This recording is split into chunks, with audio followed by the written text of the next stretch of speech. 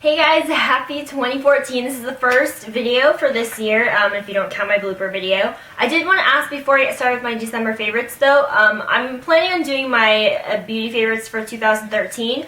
Last year I did it where the only products I included were things that I bought in 2012, so I was wondering if you wanted me to do the same thing with 2013, if you want just things that I bought that year or overall or things that came out that year. Just let me know what your preference is for that video so I can start organizing things and hopefully get that video out fairly soon. So another quick announcement, if you guys haven't been watching my vlog channel, I've done a bunch of Ask Me Anything answer videos, and I have another one coming out soon too, so if you wanted to check out just, I guess, more college questions, more personal questions and stuff like that, those are all on my vlog channel.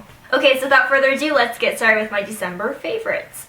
Alright, so I have not a whole lot of makeup favorites, to be honest. I really was keeping things pretty I guess consistent, because I was at home, not here, so I brought a limited amount of makeup with me. But I did get this palette for Christmas, actually. It's from Patty Dubroff. It's the Spotlight palette. This is the one I believe that you can get at Costco. And I didn't expect to like it as much as I do. So it looks like this. And I'm wearing all shadows from this collection on my eyes today. So I used this Golden Leaf color, which is actually like an olivey, antique gold green color. I used Boa, which is this dark green right here. I used Cognac, which is right here. It's a really cool color. It's like a matte, rustic kind of burgundy color, I guess you could say. I used a little bit of Acai, which is this purple here. I used Licorice, which is this matte black. And I also used, I try to use a lot because I'm planning on doing a blog post review of this palette. I used Cashmere, which is this matte color right here. Love this. And then I also use this to highlight just a little bit in the inner corners, which is Oleander. So I tried to use more than I would normally use anyway from one palette. But there are a couple shades that I don't really care for in this palette, but overall it's actually really good, and I wasn't expecting it to be so great. So if you see these at your Costco, I don't know if they look like a good match for you. They're very good colors for winter and fall, so check it out. Two new eye products for this month were the e.l.f. Long Lasting Lustrous Eyeshadows in... Oh snaps, they don't have the colors on here. Well, that's lame. I think I remember. I think the gold one was Toast, I believe. And then the white one I remember was called Confetti, because it's like the most exciting name, but it's just like a plain white color. But I did talk about these in my e.l.f. unboxing haul.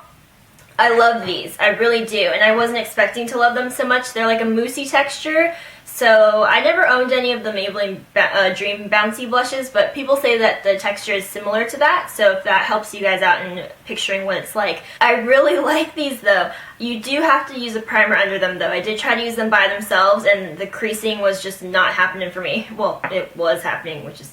Anyway, so I love this gold color because I use gold on my eyes all the time. So what I do is I use my Maybelline Color Tattoo eyeshadow in Bold Gold, which is a cream shadow. Those I use a lot for my eyeshadow bases. So I use that. I put a little bit of this over it and I actually dab on some gold eyeshadow on top. You could leave this alone by itself because it does stay alone, but I think it just, if you, how do I word this? If you put this under a gold shadow, it intensifies it even more, if that makes any sense. Which I feel like it should, so I don't know why I said that. And then this one is really, really good for highlighting the inner corners of your eyes. This has a very similar effect to my beloved Lorac Liquid Luster. Hold on, let me grab it if you guys haven't seen it before. This thing right here, this is $16, which I actually think is a really reasonable price for it, but it is kind of a strange thing. You have to use little drops of it and stuff, and this has a similar effect to it. The Lorac one has kind of a gold duochrome effect to it, whereas this one is straight up white, maybe more of a silvery tone to it, so there's a little bit of a difference there, but as far as how reflective and eye-catching they are very similar. So if you didn't want to shell out the dollars for this one, then you should check out the e.l.f. one. Okay, favorite blush of the month was by far NARS Deep Throat. I did take 3 blushes home with me. I took Wet n Wild, what is that color? Oh, really? Why? I have such a bad memory now. Wet n Wild Heather Silk, and I also took NARS Sin, and then I took Deep Throat with me.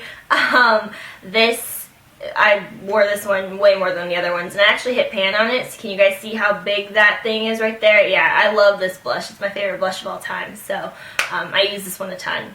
Lip products, this is the Soap and Glory Sexy Mother Pucker Gloss Stick in Plum Jam. And it's actually not as dark as the name suggests. It's actually a fairly wearable color. You really can't expect anything dark from this. It's actually very sheer. But I do like this. It's really good for every day. Just swipe something on, adds a little color, makes you look a little bit healthier than wearing nothing. So super easy to wear, and it smells very vanilla-y. So a lot of people love that scent. So that's something too. I believe these are also $16 if I'm not mistaken. And there are 2 other colors besides this one. Alright, a really super random favorite, but I just bought a new brow pencil because my other one ran out. This is the Wet n Wild one. The one I was using before this was NYC, so they're kind of along the same line. Anyway, so this is just the one in dark brown. It's the brow and eyeliner. It was probably like 99 cents or less, and it's actually really good.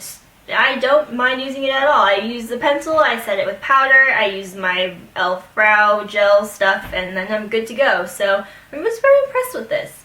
Last makeup product is the Revlon Nearly Naked Foundation. I went back to this for winter break. I don't really know why exactly. I was using my CoverGirl 3-in-1 for a really long time, but I felt like this one, I think I like this one more. It just works better for me. I do like the 3-in-1. This one does have less coverage than the 3-in-1, so that's something to consider. But as far as how it feels throughout the day and just the natural look of this one, I guess, I think I just prefer this one. So if you were wondering, my shade is 130 Shell.